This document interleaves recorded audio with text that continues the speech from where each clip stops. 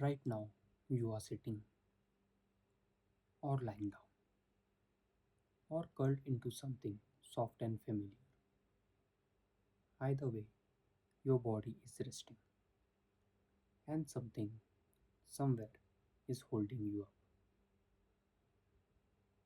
We never think about that, do we? The thing holding us up, we just sit. We collapse into it at the end of a long day without a word of thanks, without a second thought. But the object beneath you, the chair, the bed, the bench, whatever it is, has a story. A long one, a surprisingly strange one.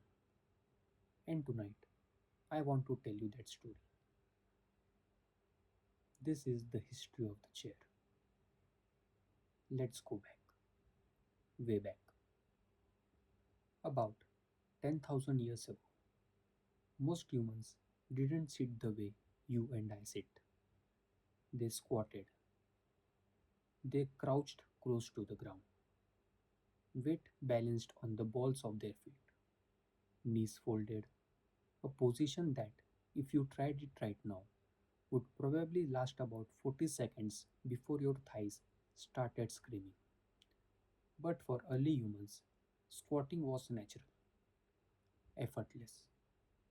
The body knew what to do. The floor was the furniture, the ground was the chair, and nobody thought to change that for a very long time. The first actual chairs, raised seats with four legs, meant for sitting, appeared around 3000 BCE in ancient Egypt. But here's the thing, they weren't for everyone. They were for pharaohs, for gods, for the highest priests. The chair, in its very first form, was not a piece of furniture, it was a throne. Think about that for a moment. The object you collapse into after a bad day at work, it began as a symbol of divine power. The earliest chairs in human history were carved from rare wood, covered in gold leaf, placed on raised platforms so that whoever sat in them could look down at everyone else. To sit in a chair was to say, I am above you. To remain standing was to say, I know my place. Fast forward a few centuries. Ancient Greece. The Greeks gave us one of the most elegant chairs ever designed, and they did it around 500 BCE. They called it the klysmos. The klysmos was light, curved, the legs swept outward like a dancer mid step, and the backrest followed the natural curve of a human spine. It was, in a word, beautiful. We know this because of paintings. Thousands of ancient Greek vases show people sitting in klysmos chairs, women at home, musicians resting between songs, philosophers mid thought. It was the everyday chair of a whole civilization. And then it disappeared. After the fall of ancient Greece, the klysmos design vanished for almost 2000 years. No one made chairs like that again until the early 1800s when European designers rediscovered old Greek vase paintings and thought, wait, that's extraordinary. They copied it almost exactly, and we still use that silhouette today. The Romans, meanwhile, had their own relationship with sitting. For Roman senators, the sella curialis, a folding chair made of ivory, was the ultimate status symbol. Generals carried them on military campaigns. To have your own chair that folded and traveled with you meant you had the authority wherever you went. Power, carried in a portable seat. Here is something that might surprise you. For most of human history, including all of medieval Europe, the vast majority of people never owned a chair. Benches, stools, chests that doubled as seats. That was the furniture of ordinary life. A chair, a proper one with a back and armrest, was reserved for one person in a household, usually the head of the family, the patriarch, the master of the house. Everyone else sat below, on lower seats, on the floor. This is where we get the phrase, the chairman of the board,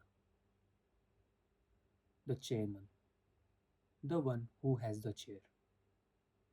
In medieval English households, if you were a guest of high standing, you might be offered the chair. If you were lesser, a servant, a child, a tradesperson, you stood, or you found a corner of a bench. The word chair itself comes from the Old French chair, which came from the Latin cathedra, the seat, which is also where we get cathedral. A cathedral is literally the place where the bishop's chair lives, ex cathedra. The phrase the Catholic Church uses to mean a statement made with absolute authority translates to from the chair. Even now, even in 2024, the highest form of authority the church can speak with is described as from the chair. So, when did the chair become something everyone had? Slowly, gradually, and mostly because of wood. By the 17th century, European furniture makers, particularly in England and France, had gotten very good at their craft. Joinery techniques improved, wood became cheaper to transport, and a growing merchant class wanted to furnish their homes the way aristocrats did. They wanted chairs. The chair became a product, an industry, a status signal that was, for the first time, attainable. And then the Industrial Revolution arrived. In the mid 1800s, an Austrian carpenter named Michael Thonet cracked one of the furniture world's oldest problems. How do you bend wood without it breaking? His answer was steam. You steam the wood until it's soft, almost supple, and then you curve it around a mold. When it cools, it holds the shape. Thonet used this technique to create the bent wood chair. Simple, elegant, incredibly cheap to make. You could disassemble it into six pieces, pack 36 chairs into a single cubic meter of space, and ship them across the world. The chair number 14, his most famous design, is one of the best selling chairs in history. An estimated 50 million of them were sold before 1930. It's the chair you've seen in every Viennese cafe photograph ever taken. Dark curved wood, woven cane seat, impossibly light. The chair had become, for the first time in human history, truly democratic. Anyone could have one. The 20th century didn't just change how chairs were made, it changed how we thought about sitting itself. For the first time, designers started asking a question that seems obvious in hindsight. What does the human body actually need when it sits? This field, ergonomics, emerged in the mid 1900s. This field, ergonomics, emerged in the mid 1900s and it turned furniture design into something closer to engineering. Suddenly, the angle of a backrest mattered, the height of a seat from the floor, the curve that supports the lumbar region of the spine, that small of the back that tends to collapse forward when we are tired. Charles and Ray, their lounge chair, designed in 1956, used molded plywood and leather cushions to cradle a person in a position they described as the warm, receptive look of a well used first baseman's mitt. A chair that felt, they said, like being held. And then came the office, the cubicle, the 8-hour workday, and with them the realization that sitting, all this sitting we now do, was quietly destroying our backs. The ergonomic office chair became a $1 billion industry. Herman Miller, steel case. Companies spending millions of dollars researching the perfect angle, the right lumbar support, armrests that adjust in four directions. The humble chair had become, in the span of about a century, a precision instrument. There is a strange irony here with worth sitting with, no pun intended. The chair was invented to elevate us, to signal our status, to give us a throne, and then, slowly, over centuries, it became so commonplace that we now sit in chairs for, on average, 9 to 12 hours a day.